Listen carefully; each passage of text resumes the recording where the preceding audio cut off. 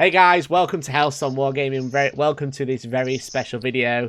Today we are going to be talking about Genestealer Cults from Psychic Awakening 5, The Greater Good. We have a copy. Thank you very much to Games Workshop for sending this nice and early so we can do a review video for you. But not only that, we also have a very special guest on the line. We have the one and only Nick Nanavati. Would you like to say hello, dude? Yeah, hey guys, how you doing? Thank you very much for coming on, dude. Really, really appreciate it. We're also joined by Tank, who's going to be my co-host for this evening. Evening all. Or this morning, I suppose. It is Saturday at 11. It's definitely not an evening before Saturday. No, not at all. So thank you very much, guys, for coming on. Nick, I know who you are. Some people at home might know who you are, but for those who don't, could you tell us a little bit about yourself and why you're qualified to be telling us about Genestealer Cults today? Sure. So I'm Nick Nanavati. For those of you who don't know, I have 40K professional coaching, content creation platform type stuff called Art of War. I've been playing 40K for about 16 years now. I won the ITC in 2018, a lot of other major tournaments over here in the US and abroad at the ETC. And I guess specifically for Genestealer Cult, I did win Best Genestealer Cult Player in the ITC 2019 season. Yeah, totally by accident and unexpectedly. I remember your reaction. It was hilarious. Absolutely unintended. It was just like, I haven't played this army for 6 months. Why did I just win? Yeah. Which is great. So That's exactly true. Exactly. So thank you very much for coming down, dude. I really, really appreciate it. So as I said, we're going to be talking. Thank you for having me. We're going to be talking about the new Genestealer Cult rules in Psychic Awakening Greater Good. So you can pre-order this now, guys. If you're watching in the UK, if you're watching in another time zone, then it'll be around 10 a.m. Saturday. So what are your first impressions, Nick, from this book? Well, it definitely wasn't as powerful or game-changing for Genestealer Cult as some other Psychic Awakenings have been for some other armies. But that doesn't mean it's totally useless or anything. It's just not quite as game-changing as a new codex like some armies like Blood Angels might have experienced. Sure. Overall, I think they got some love, which they definitely needed. They haven't really had any real attention given to them since they got their codex back in the day. Sure. So I'm glad they see they got something. Whether or not it's enough to hang with this Marine meta and all that we're experiencing remains a little bit to be seen, but I have some ideas. Okay. Yeah, we should probably point out this is like a real test of Nick's codex breaking skills, because he's had the new material for about 2 hours to play with it and try and come up with something. So right, be interesting. Well, we'll see. Exactly. Hopefully I don't disappoint. Well, what's involved in this book for you guys at home, if you don't know, there are a couple of extra rules for you Genestealer Cults players. So it includes the errata for how cult ambush works and ambush markers and etc. But what's mainly new is cult creeds, which is essentially what you saw in successor chapters, what you saw for Tyranids and stuff like that, where you choose 2 abilities instead of a traditional chapter tactic or cult ability. You also get 2 pages of stratagems. Some are good, some are interesting, some are questionable. But then also, in addition, you get 6 new cult powers, which are linked to the original 6 cults from the Codex. So, Cult of the Four-Armed Emperor, Hive Cult, etc. So, if we start with the cult creeds, have we seen any interesting combos, Nick? Sure. So the first few of them are basically just the better halves of most of the cult creeds, without the second half. So like the first one, Hunter's Instincts, is +1 advance and charge. That's half of Four-Armed Emperor. And then we have other ones like Seasoned Enforcers, which is infantry don't suffer the -1 for moving and shooting with heavy weapons. That's half of Bladed Cogs. They basically do that for all of them, which means you take the better half of any cult creed that exists, and then you combine it with one of the other cult creeds to get a kind of a sort of powerful combo, at the cost of not actually being the Codex cult creeds like Bladed Cog, Twisted Helix, etc. So you don't get that relic, that warlord trait, that specific stratagem, that kind of thing. Nothing really stuck out to me. I saw a really cool combo, which then I learned doesn't work shortly thereafter. Was basically Seasoned Enforcers with Workers, Artisans, or Arisen. So the way Seasoned Enforcers works is what I just said. You can move and shoot heavy weapons with no penalty on your infantry. And Worker Artisans is you can reroll failed hit rolls with your heavy mining lasers. Now, I thought the cool combo here was that you could deep strike a whole bunch of neophytes with mining lasers. For those of you who followed me back when I was doing Genestealer Cult more consistently, I ran a lot of Neophytes and Mining Lasers already, so being able to get them reroll the hits on top of that, I was all about it. Then I realized it only applies to heavy mining lasers, so we're talking about the Ridge Runners. And now we are seeing some Genestealer Cult lists arrive with Ridge Runners to moderate success over in the States. Mostly just Alex McDougall's doing it single-handedly. 9. But John Lennon, I know, it was 9, yeah. And John Lennon's picking it up. I know he's running that at a Canhammer event this weekend, actually. Okay. So hopefully he does well there, especially since he's on my team. But you might be able to make some play there. Most of the support the Genestealer Cult got from the cult perspective is very marginal and probably not better than just taking the cults you already have access to, because they have those powerful warlord traits, psychic power, stratagems, etc. That are specific to them. But maybe there's some play to this cult creed, rerolling hit rolls instead of what is more traditionally run with Hive Cult for your Ridge Runners. So it's an interesting one. But that's really the only ones that stuck out to me. Did you notice that Hunter's Instinct is only in the first battle round as well, Nick? Which is add 1 to the advance and charge rolls for Cult Creed. So it is only during battle round 1, which is a real shame, to be honest. Yeah, because most Genestealer Cult essentially does nothing turn 1 and turns on. It hides. So I thought that was just for an Emperor, but not half of it. It's literally just worse in every way. So you're only just more confirming my initial reaction. That was just stick to what you got on the other ones. Yeah. So it's also quite interesting that there's not many either compared to like Space Marines or Tyranids or Eldar. There's only like this what feels seems like very much like a Tyranids type of update. You got some cult creeds, you got a page or two of stratagems, and you got some psychic power specific to your things. That's all stuff Tyranids got. But Tyranids also got monstrous biomorphs and infantry biomorphs instead of your warlord traits, and they got about 2 to 3 pages of these custom traits, whereas they only got Genestealer only has like 10. Yeah. So for you guys at home, I'll just quickly show you. It's mostly a picture of a Chimera, which looks great, but it is lacking some rules on that page, which is a bit of a shame. But moving on, I suppose. I said there's a couple of one good combo you could put together, but the other ones are kind of. I mean, there's one that's like.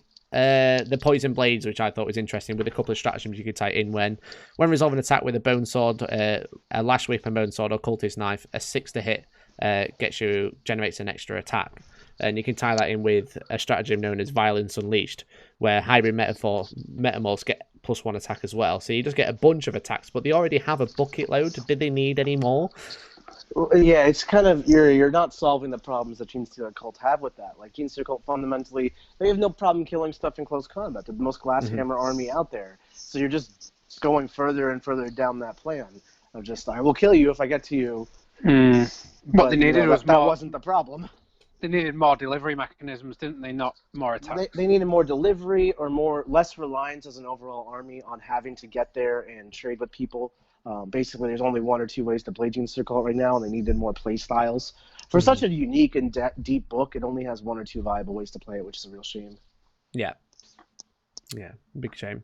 So, going into stratagems, obviously I mentioned 1. There are 2 pages of stratagems, which is pretty cool. I said some of them are quite interesting, some of them are a bit questionable. But did you spot any that were really, really good, really stood out to you? Yes, there's a few. So the integrated Voxnut, I think it's a little too steep.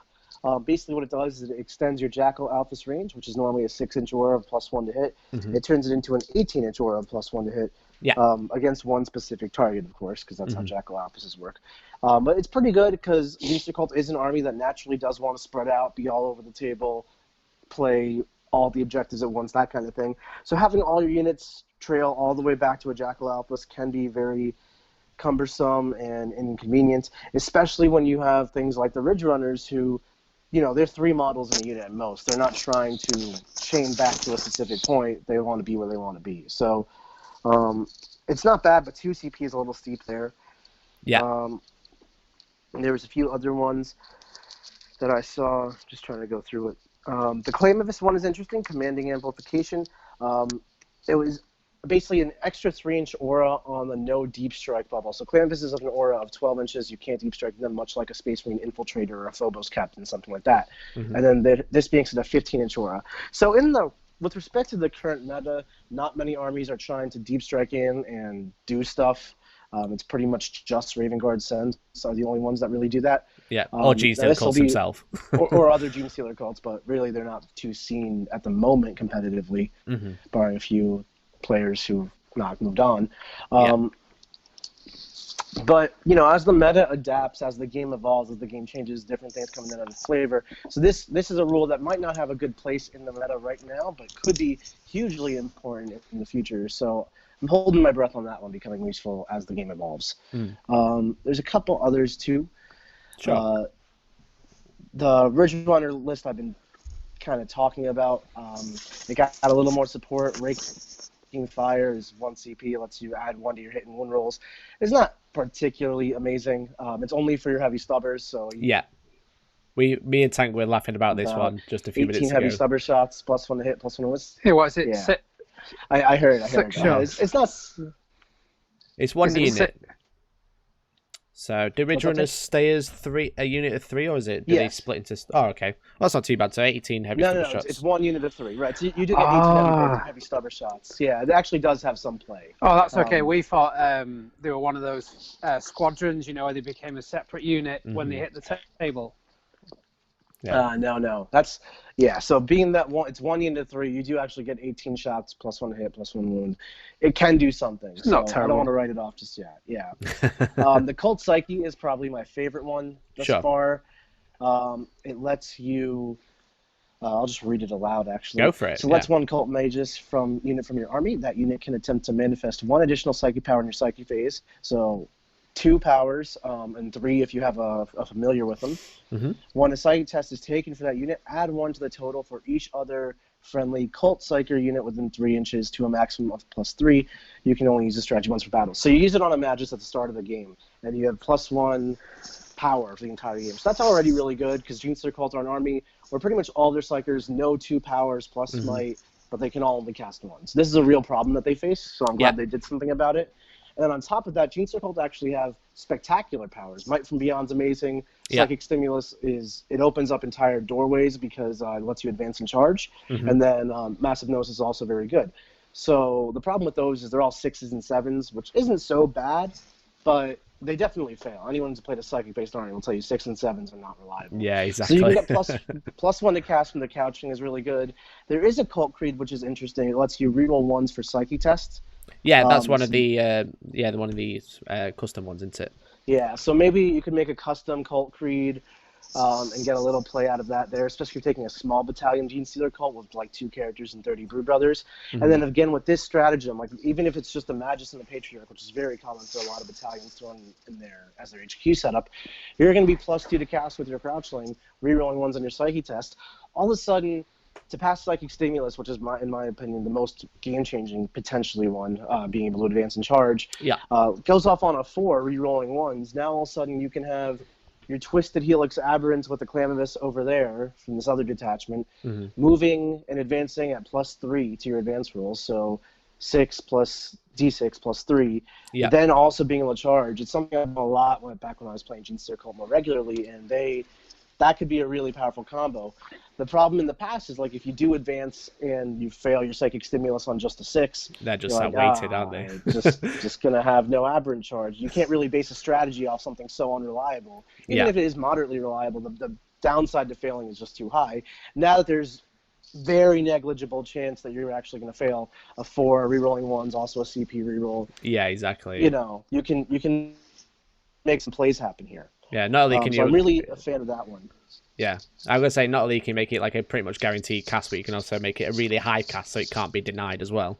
Yeah, really that's strong. Another thing. Like Massive Gnosis, for example, is a really great offensive power. It's 18-inch range. Your opponent fights lax, he's -1 to hit, and something else I forgot. Oh, you can't Overwatch. But usually to cast that, it's not inconceivable, to say the least, that you end up in deny range with your opponent. And, you know, when you're already a 7 to cast, so that's like 60% you'll pass, 40% you'll fail. But then when you factor in your opponent's deny range, it's kind of like cuts that in half again, because you could just roll higher than you do on 2 dice. So like a 35% chance, more or less, to go off through a deny feels really rough. So having the ability to get that off on like a 9 or a 10 without too much trouble really opens up some viability for that psychic power too. So there's some really cool stuff you can do there. Yeah, exactly. So that's quite good. Another one I liked is Slipping Through the Shadows. Now, this is a very niche one.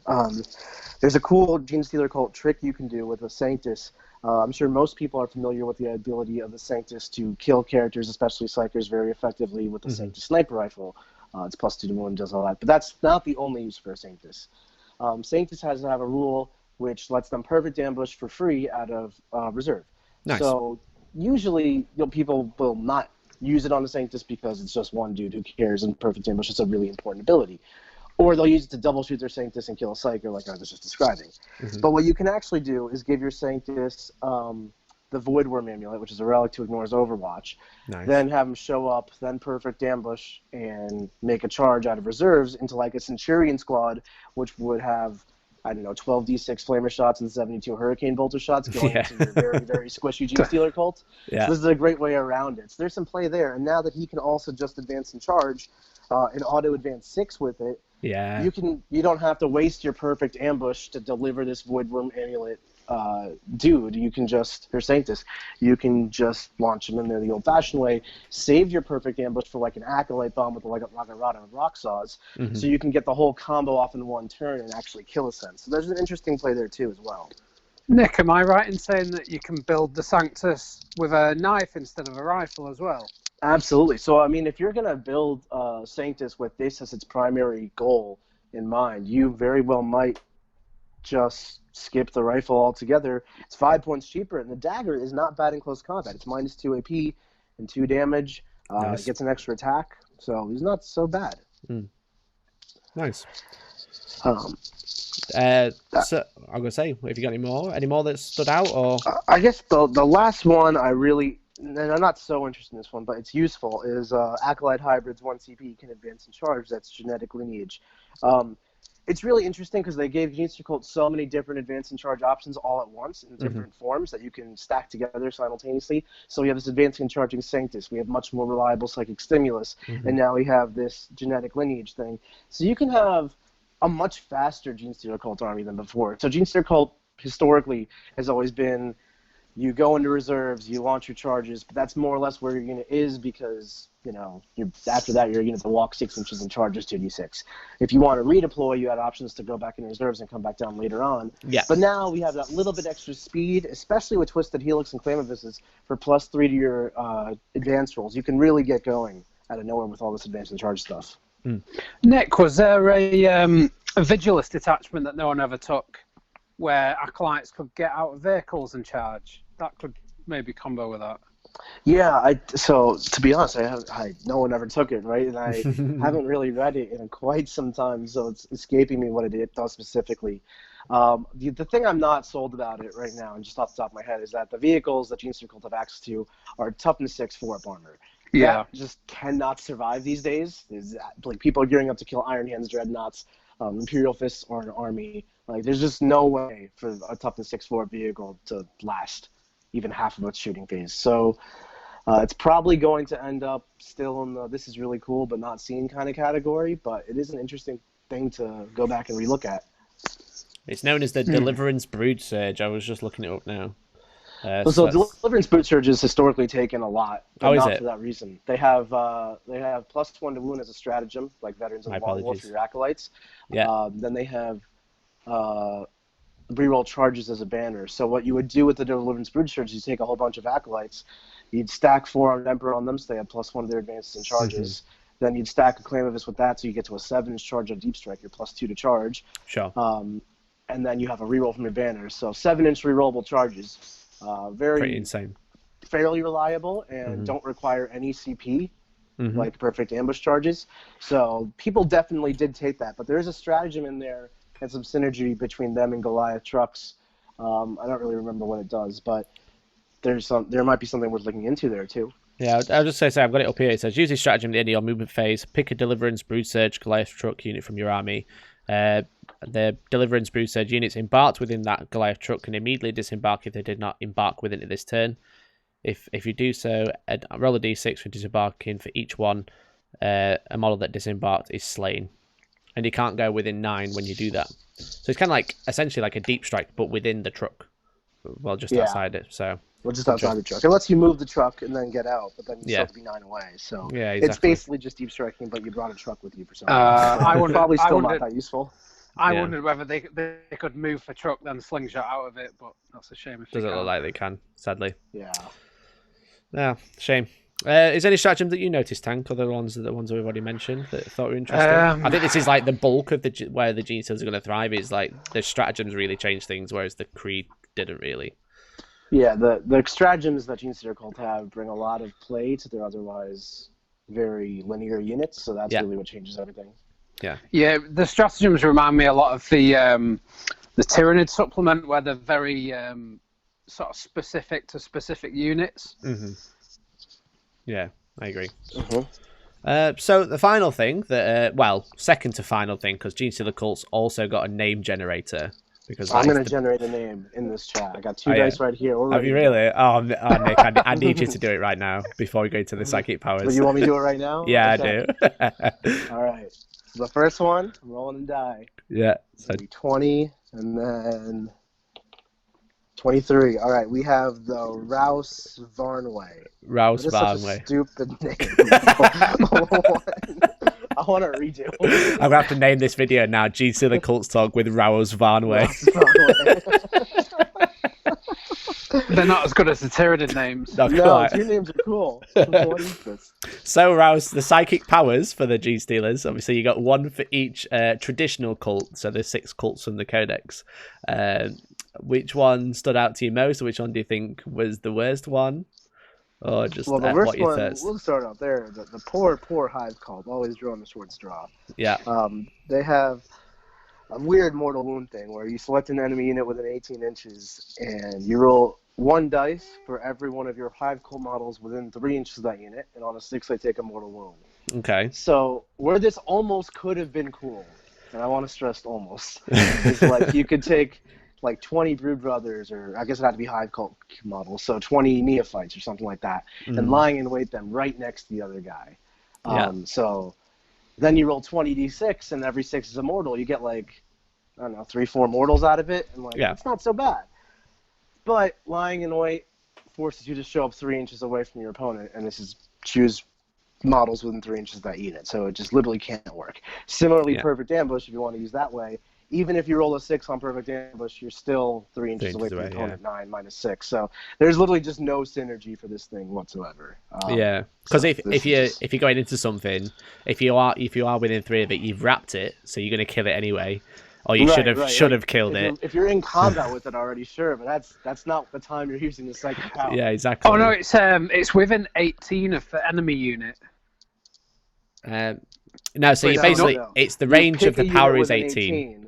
And then you roll a d6 equal to the number of Hive Cult models from your army within 3 inches of that unit. It's so bad. So the only time it works is when you've completely wrapped it with a unit of 20, and then you want to kill it in combat anyway, usually. Or you don't want to kill it in combat because you want to stay wrapped, for exple. So it just seems a really bizarre power. But there are some good ones, so I don't want to make it seem like it's all doom and gloom.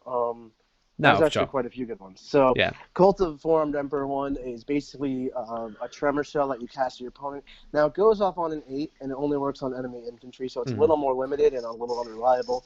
But again, we do have ways to beef up our casting capabilities, like we covered in the stratagem section. So it's not so bad, and anyone who's played against tremor shells or with tremor shells knows that it can be hugely important. I think it's not going to make it into most competitive Genestealer Cult lists because they have so many other powers that are worth taking. And Genestealer Cult are not really an army that are trying to slow the other guy down too much. Like we're trying to get ourselves into combat, not keep you away from it. Bladed Cog 1 is really good. It's basically 5 of Feel of Pain on a unit. Yeah, which is good. It's really good. Like 20 Acolytes, 5 Feel of Pain. It's just decent value. Yeah. So get a few extra models every in there. Bladed Cog is a cult that people often do take. I know I've taken them a lot in the past, so I'm pretty excited for that one. The Rusted Claw has an interesting one. You select one enemy vehicle unit within 18 inches, and then until the end of the turn, when resolving an attack made with a weapon against that unit, improve its AP characteristic by 1. Which is really good, I thought. The really cool thing here is that it doesn't specify that you have to, your Genestealer Cult units or whatever it's get an extra bonus unit. AP. Yeah. So your Hive Guard might get an extra AP. If you brought a Brood Brothers detachment of Guardsmen, they'll get extra AP. Yeah. So there's some interesting stuff there. When you start adding on the AP to other units, you could start getting like AP1 Punisher cannons or stuff like that, AP2 heavy bolters. Basically, we all know how dev doctrine works, or just doctrines in general. Yeah, exactly. It totally changes the math on certain things. So it's some interesting stuff. Yeah, it's good. It's not just shooting either. It's also combat if you needed it. So, yes, absolutely. Cool. Right. And the last one I wanted to cover is the Twisted Helix one. Twisted Helix is another cult that's just commonly seen, maybe less so now because they were most notable for the Aberrants back in the day. And Aberrants took quite the price hike in Chapter Approved, but they still have a place, I think. And there's just not as psychic many. Powers, not as Their psychic power is +1 to wound, just generically like casting veterans of long war onto your own units. So that's pretty good. Yeah, early warp charge 6 as well, so which is quite. Yeah, exactly. I thought it was quite good. Yeah, so it's not bad at all. It's pretty reliable. Overall, do I think this catapulted Genestealer Cult to top tier as an army? No, but maybe you could definitely run some interesting detachments of Genestealer Cult in a mid army and maybe pull some stuff off. I think it's pretty cool from that perspective. So I'm interested to see what happens. Yeah, I can say I thought the Genestealer Codex was already quite deep and there's already quite a lot going on, and this just adds more to the mix. And anyone who, if you're playing against Genestealer Cults and you don't know how they work, then you're just going to be overwhelmed even more than you already were. Yeah, for sure. So, any final thoughts, Tank? Nothing from me, really. It's like Nick said at the start, I think they're still going to struggle in Marine Land, but you got some fun toys to play with on the way. Yeah, hopefully. Hopefully we'll see a bit of like balancing from Games Workshop in like the spring FAQ, and then hopefully there's a lot of potential here. It's just not as powerful as like Marine stuff. So maybe if Marine stuff comes down a notch in power level, we can see a lot more play out of this Codex, which that's the ideal, right? Yeah, exactly. They've always been a real sort of players' army, haven't they? Like a skillful players' army. So they're probably my favorite army I played this entire edition. So I want to see them come back. Yeah, exactly. Genestealer Cult 2020 Best in Faction, Nick. I mean, Rouse Radway. Yeah, I haven't played them in 6 months. Still got it. I sold mine to Mikey because I wasn't clever enough. Yeah, and I just don't know how they work, so they just sat on the shelf looking pretty. But there you go. So, guys, that was Psychic Awakening, The Greater Good, Genestealer Cults Breakdown with Nick Nanavati, a.k.a. Rouse. Nick, would you like to tell the guys at home if they want to find more content from yourself or they want to chat to you, where can they find you? Absolutely. So you can find me and my team on theartofwar40k.com. We run a podcast, for those of you who haven't heard, called The Art of War. Excellent podcast for learning 40k at deeper levels, since we take top players and just interview them. I'll also be doing a lot of Twitch streaming starting about next week with Team Obey Alliance, the esports team. My good buddy Richard Siegler, who's in the room with me, and Mark Perry. We are on the Obey Alliance team as The Art of War, and we're going to be doing a lot of Twitch streaming for you. Bringing you super high quality content, live stream games for your viewing pleasure. And also I offer coaching services as well over on theartofwar40k.com. So check all that out. If you want, feel free to message me. We have a contact us page. Feel free to send me an email. Happy to sit down and talk 40k and answer any questions you guys have. There you go. And if Nick has posted all the links, they should all be in the description below, guys. Make sure you do check them out. And obviously, you can find your podcast on Frontline Gaming as well, can't you? So it's on their YouTube channel if you want to stay on YouTube. But there you go. Speaking of the man himself, if this has gone well, we should have Richard Siegler, an interview with Richard with Tau Empire coming up. So make sure if you are interested, tune into that. But otherwise, guys, thank you very much for watching. Thanks again, Nick. Thanks again, Tank. Cheers, Thanks for having me, guys. Thank you very much, and we'll see you in the next one.